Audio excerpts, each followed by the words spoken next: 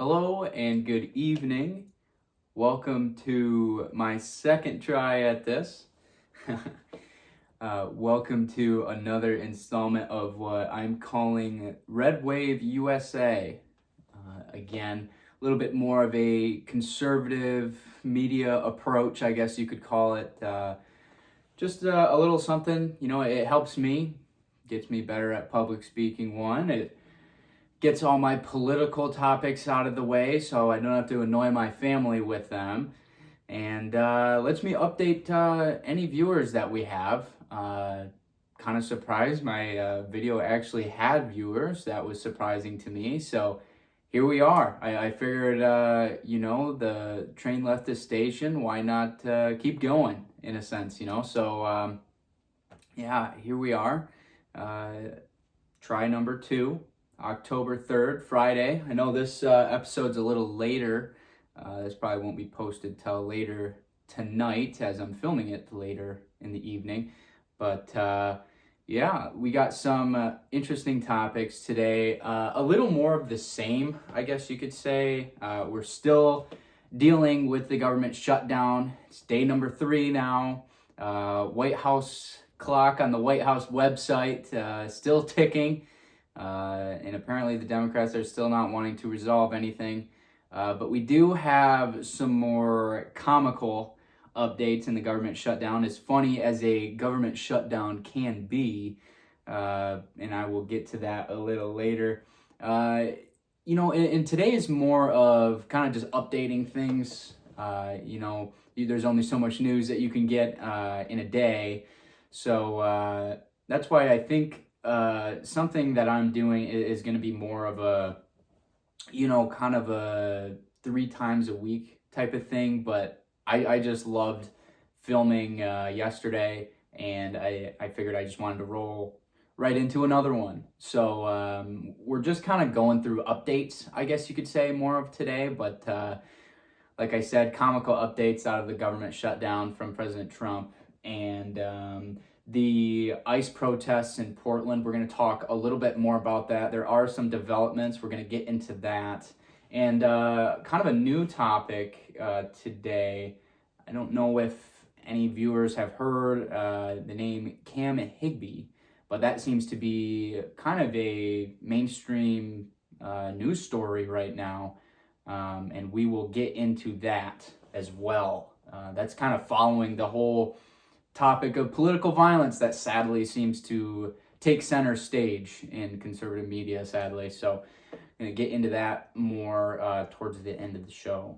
So thank you again for joining us. If you are joining us again, thank you to my friends and family for taking a peek at this. Any support that I can get, it's so fun to see. So thank you. Friday, October 3rd, today marks day 3 of the government shutdown. As I previously said, the White House website, the White House clock, or count up, whatever you want to call it, continues to grow. Kind of funny seeing that the White House website has that on there. I know Democrats are questioning that. That shouldn't be allowed. White House shouldn't be allowed to, that's a government website. It shouldn't be allowed to kind of lean one way or the other, but it seems that Trump has taken that into his own hands, and by golly, do I support it. Poke a little fun at it. We're in day 3 of something rather serious, and Democrats just seem to continue to blow it off, continue to keep this government shut down. And what else can we do? We've tried coming to the table. We've tried multiple votes. Still that 55-45 set that we're sitting at in the vote. 55 yay, 45 no. But anyways, this kind of comical thing that I wanted to get to, I'm sure anyone by now, I know it's kind of later in this Friday evening, but I'm sure you have all seen Hakeem Jeffries, Minority Speaker of the House, with wearing a sombrero that and a little mustache he's sporting, made by Donald Trump apparently through AI. and he has posted this to his multiple social media accounts. And it seems that the Democrats are taking this more seriously than the government being shut down. So you have to sit here and wonder, multiple Democrats are calling this is insane. Why would the president of the United States be posting sombreros? You need to take this down immediately. Something needs to be done about this. You need to take the sombrero off my head. And Trump says, or I think it might have been J.D. Vance actually chimed in and said, the sombreros will stop when the government begins, or when the government opens again, the sombreros will stop. But it seems the sombreros have traveled from Hakeem Jeffries as well as to multiple other liberal legislators. I think they did one with AOC as well. And I think it's funny. I mean, Trump has tried. We put pressure through the funding that we talked about in the last episode.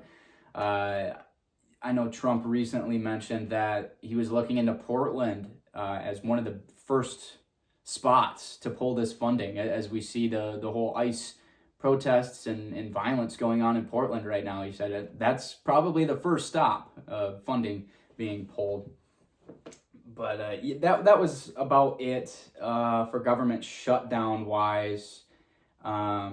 It's kind of the same thing. We're still sitting here waiting on Democrats to, I don't want to say cave in. I don't think they have to cave on anything. They kind of just need to come back to reality, in a sense. We're still sitting here on the same issues of illegal immigrants and them getting healthcare subsidies. That's what we're still sitting in this kind of purgatory area of opening the government, a standoff. And it's just getting kind of ridiculous. So what else are we supposed to do as Republicans than sit here and poke fun at the Democrats that continue to support illegal immigrants over us Americans, And the whole America First agenda is seeming to be absent on the left. And it has been. That's the thing. America First has never been something that the Democrats have taken. Back in the Biden campaign, there was multiple times they caught Biden coming out and saying that he hates MAGA and he can't stand MAGA. And MAGA is, Make America Great Again, obviously. They're saying that President Biden was saying MAGA is, something that we don't like, we don't support. And it's kind of ironic because if you take a look at what it actually says, I know liberals like to use the abbreviation MAGA. Do they ever actually read out what it says? I wonder. Because how I'm looking at Make America Great Again. So as a liberal, you're going to sit there and say that that's something that you don't want to do. You wouldn't like to make America great. And obviously by liberals' choices right now, that makes sense. They're not wanting to make America great. So I guess, yeah, they are standing by their statements. But anyways, besides the government shutdown, I want to do a little update on the ICE facilities in Portland, Oregon, and what has been going on that side of things. So, I was kind of doing some more research, and it says these protests kind of start, they'll start early in the day, and then they ramp up as the day goes on. And as the night goes on, they say they get more and more aggressive as the night goes on. I got here, they start anywhere from about 50 people. These protests will start out front of the ICE facility in Portland, and then it can range upwards of 1,000 people outside this small ICE facility in Portland, Oregon. And at that time, there's only about 27, I think is what I read. I think I had 27 ICE officers on duty at that point. So we have 27 ICE officers to 1,000 protesters. It's, and out of those 1,000 protesters, you can only imagine how many of those are seeking to do violence. We've seen more arrests. I think there was 2.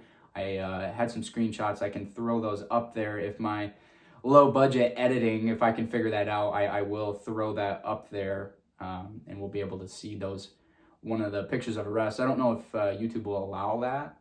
It's not really a graphic photo. It's just a picture of ICE agents arresting a man with, as I spoke on in the last episode, he's got paint all over his hands and paint all over his face, red paint. And they were using that red paint to symbolize that blood is on the hands of ICE, apparently. And if anything, blood is on the hands of the radical left at this point. There was that shooting in Dallas, Texas, where they killed 2 illegal immigrants as they were aiming to kill ICE agents. Blood is on the left hand, or the left's hands at this moment in time. But Caroline Leavitt, press speaker of the White House, actually came out and spoke more on these protests going on in Portland. And there was some things that I missed in yesterday's episode. Apparently, I did say something along the lines of that they were throwing objects and everything at the ICE facilities, but I didn't realize how bad it actually was. They're throwing stones, breaking windows of this facility. They're using, apparently, stop signs as battering rams into the front door. Once again, I'm speechless almost. It's, when is it gonna end? I don't think there's a moment in time, even if, say, ICE was totally gotten rid of, right? And say we just stopped at the status quo. We've already deported a bunch of illegal immigrants. Maybe Trump says it's good. That would not be enough. The liberals would find a new thing to go protest about and destroy cities about. This is always going to happen. And the thing that I go back to on that, the best comparison that you can look at, go back to 2020. And I know this is another sensitive topic. Go back to when George Floyd was killed. Go back to that.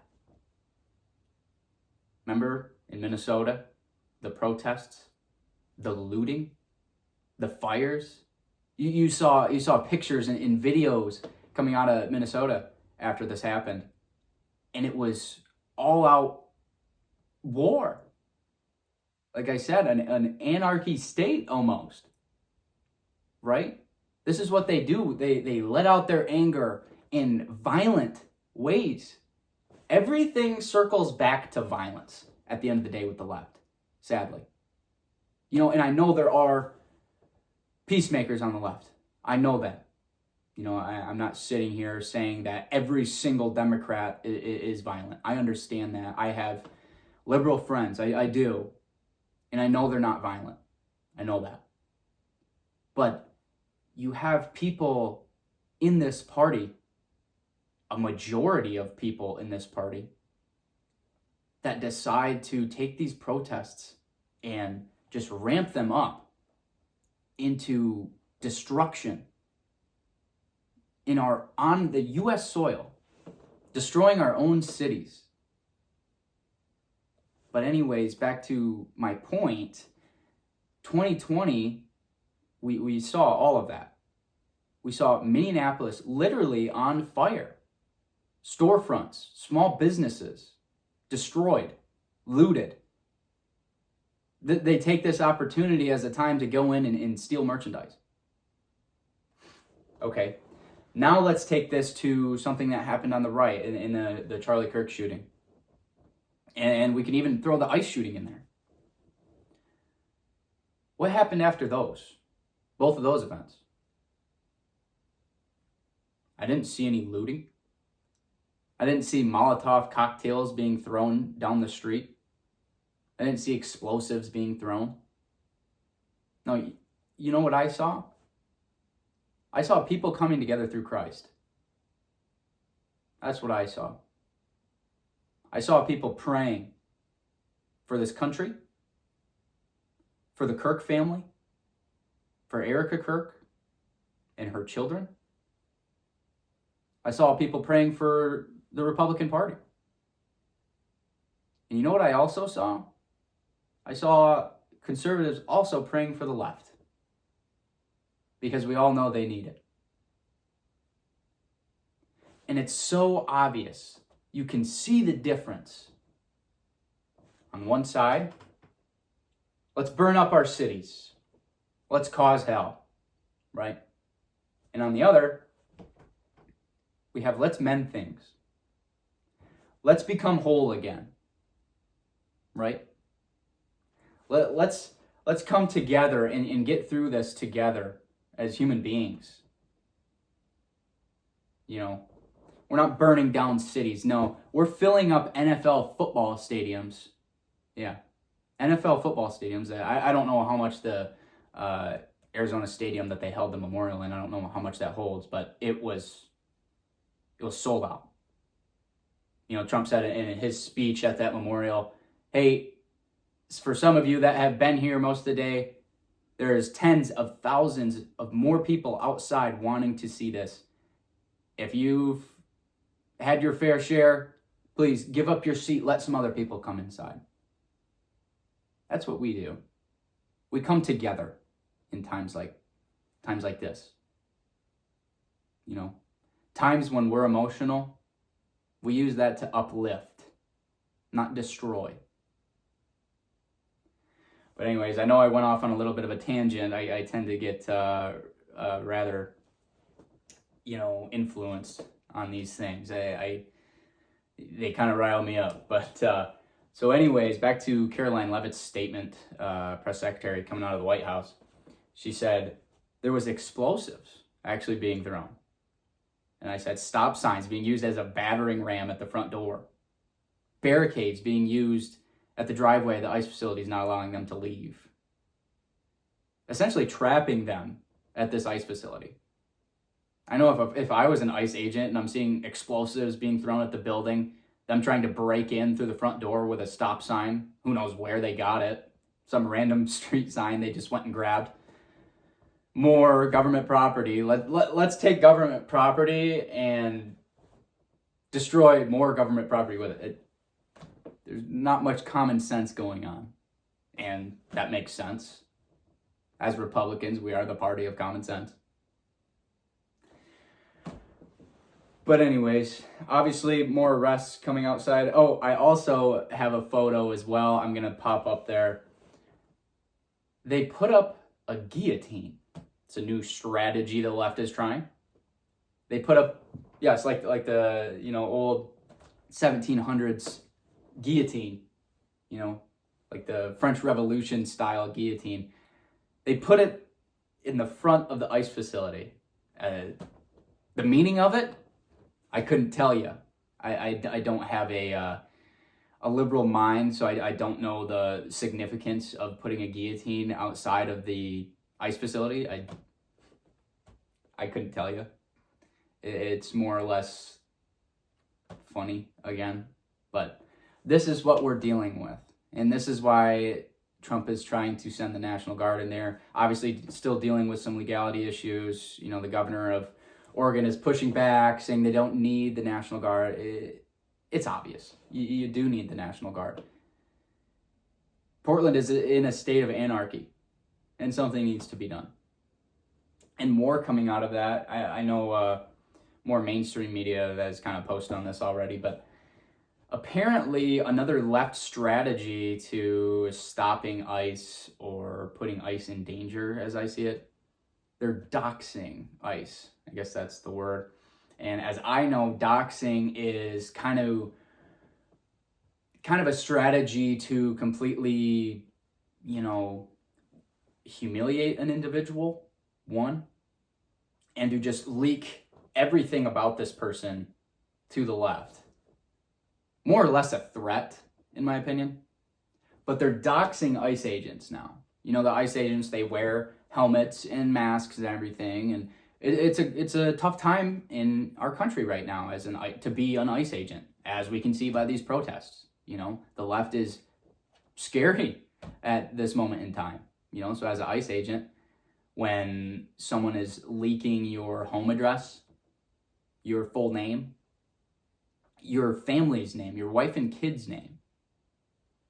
That's the strategy that they're taking. That's the strategy that they think is going to stop all this ICE madness, is by leaking ICE agents' personal information.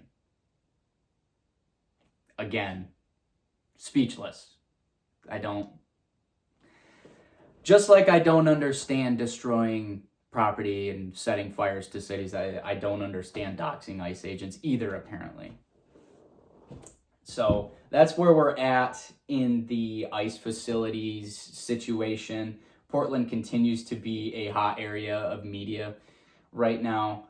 So we'll move on. And this is a story I really wanted to talk about. A little more positive, but not really positive. Another act of left violence. And it seems every story that comes out right now is another facet of left violence. You know, they're just giving more and more, news. It's just ridiculous. They prove every single day why the left isn't to be trusted. Why us as conservatives should be scared, in a sense. Which we never should be. Continue to keep your views top priority. Continue to be proud conservatives. That's the whole point of me doing this low budget production. Staying a proud conservative. This is how we fight back, in a sense. Not letting them silence us. So, anyways, a man by the name of Cam Higby has taken it upon himself to more or less kind of do the same thing that Charlie Kirk was doing, going to college campuses or even just going to different areas around the country and doing this kind of debate style conservative influencing,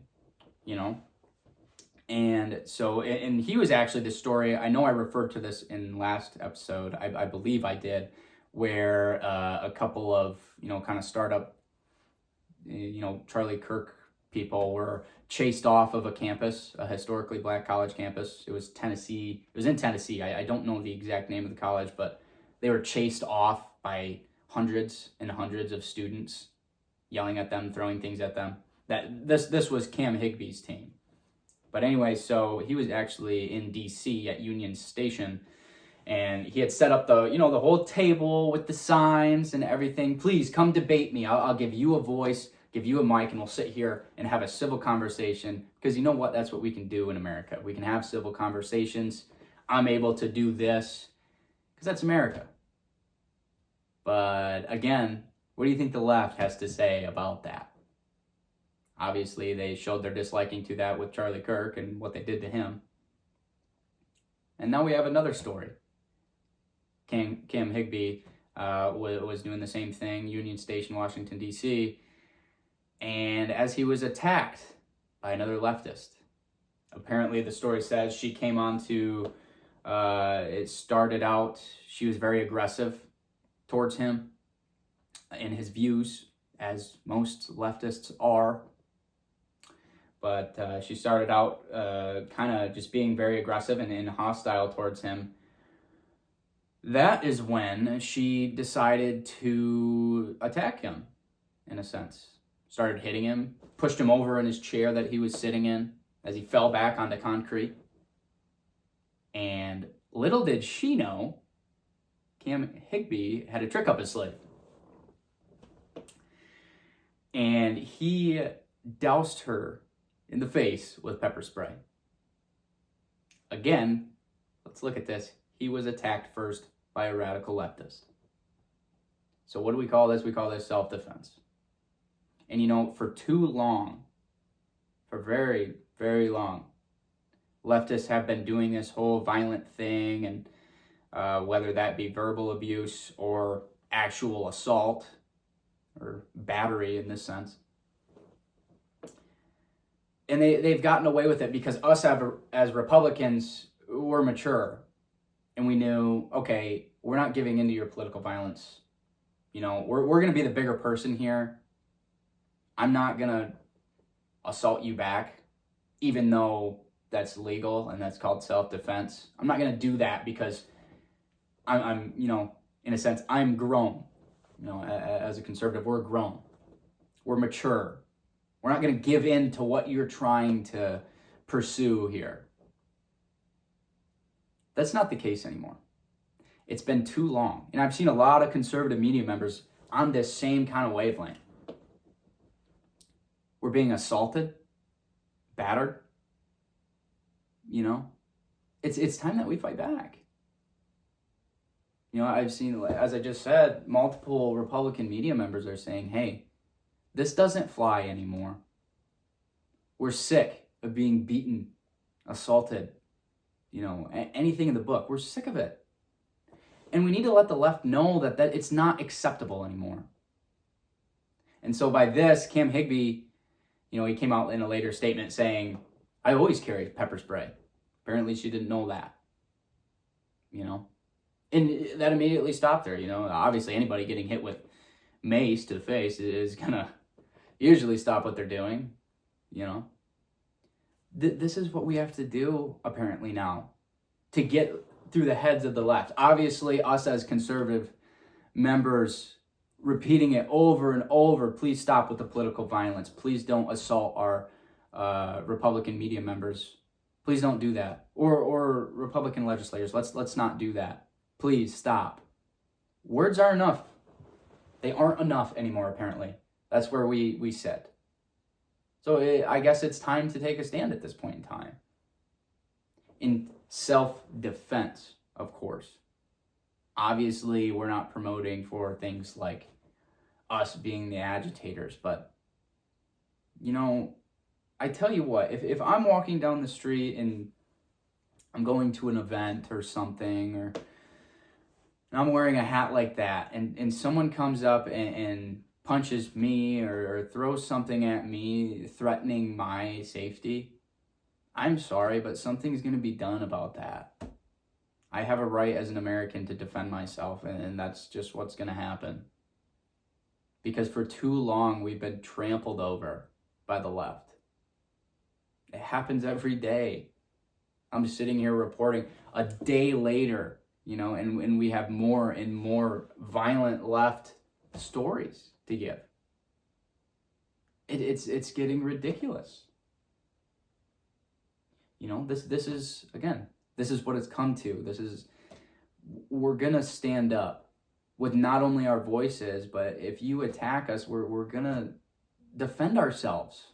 It's our right to do that.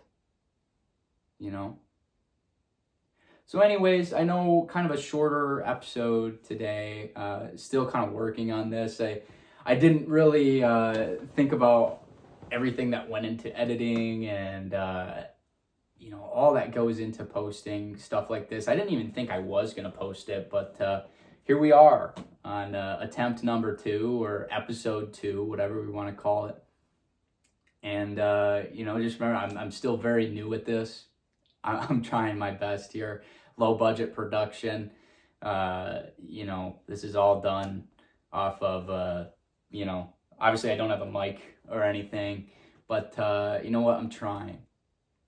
I want to put out a conservative message, I want to be a voice for people.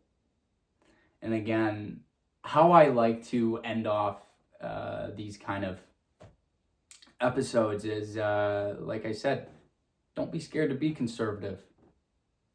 These are tough times right now. Obviously, we see with the whole Charlie Kirk thing, the ICE shooting, the Cam Higby attack. I mean, it's something new every week.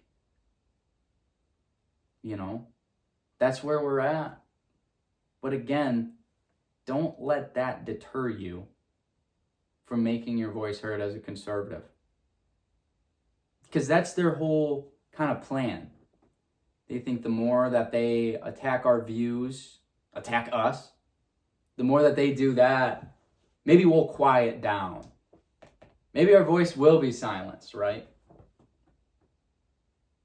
That's not the case. That is not the case, and that is far from it. We're going to continue to ramp things up. We're ramp things up in a peaceful way, of course, in a getting the word out type of way. We're going to continue to make our voices heard. The left is not going to silence us. It's not going to happen. So like I previously stated in the last episode, don't be scared. Don't be afraid. Be proud. Be proud to be a conservative. Be proud to be a patriot. Be proud that you live in the United States of America. Be proud that you have chosen the option to put America first, right?